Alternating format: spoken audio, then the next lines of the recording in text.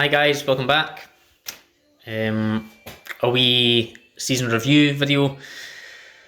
We've a chat about what I've been doing today, what the plan is. Quite surprised that actually starting early. Those that know me, time scales is never our strong point. And myself and Dave always seem to do things very last minute, and it's panic stations. So we do the same every single year, say that we're going to get things moving, all these plans, and then it comes to a few months before, and then we decide to start taking some action. So trying to act upon things a bit quicker this year, probably a wee bit bigger plans, so trying to make a head start. Season just finished a week ago, went really well, managed to secure the Class H Championship.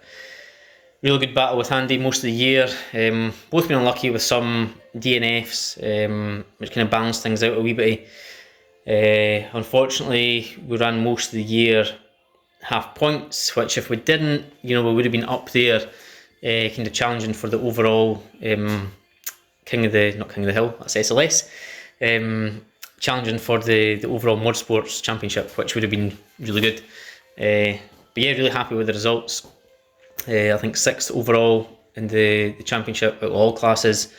Like I say, secured P1 in Class H. Cracking weekend racing, 4 P1s, P1 in qualifying each time, which was really good. New PB anti-clockwise as well, which was nice. For some reason this year didn't quite crack the clockwise PB, probably a lot to do with the curbs, especially down Duffus. You can't send it over the red sausage curb as you used to, and the length of the chicane is a wee bit more compromised as well.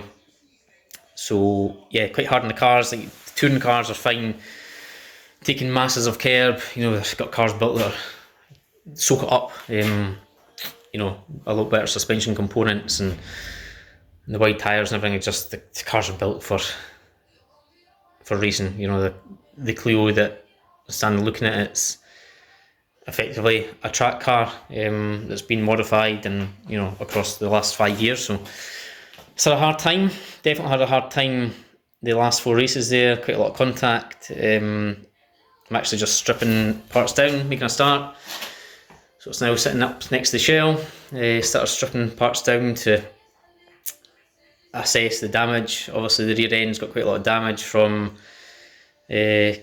wee bit of contact, a couple of races off the start, and then a lot bigger contact, which has unfortunately shifted the boot floor in quite a bit.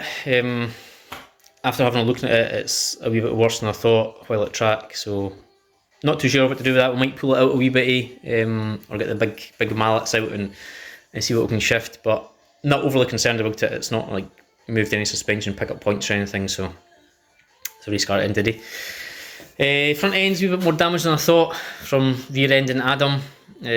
Lost my brakes into the hairpin. I've had a wee bit of issue a couple of years ago down at Crofton. I had issues with the brake pedal, and I've had it a few things this year.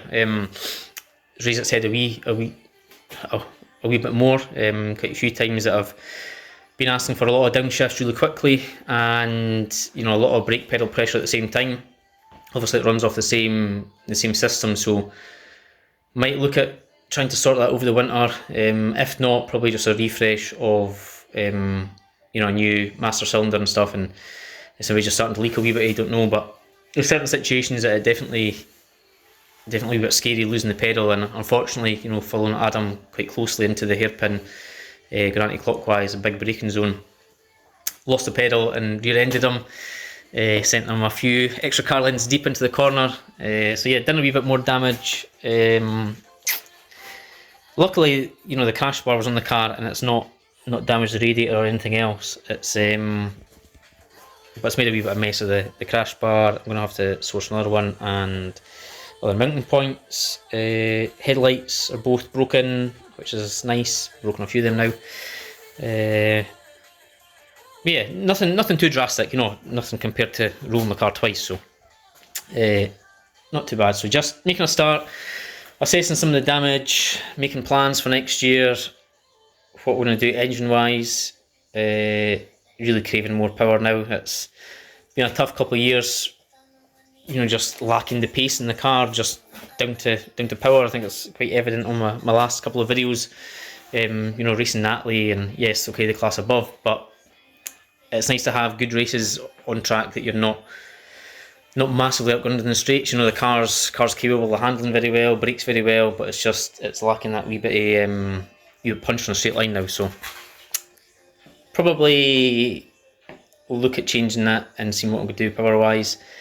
And if that moves classes or whatever, you know, not really fussed. It's about having a good race with our cars on track. Yeah, I think it's about timing that the car was a bit quicker. So we'll see where that goes. Going to do some sums, see what the options are, what's the best route to go down, and then probably some suspension component changes as well. Gain a wee bit more caster with the car. Looking at the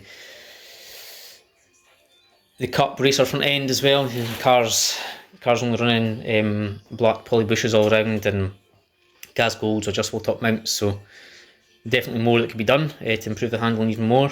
So interesting to see where that goes. But yeah, just a wee update on kind of what the plans are without giving too much away, and just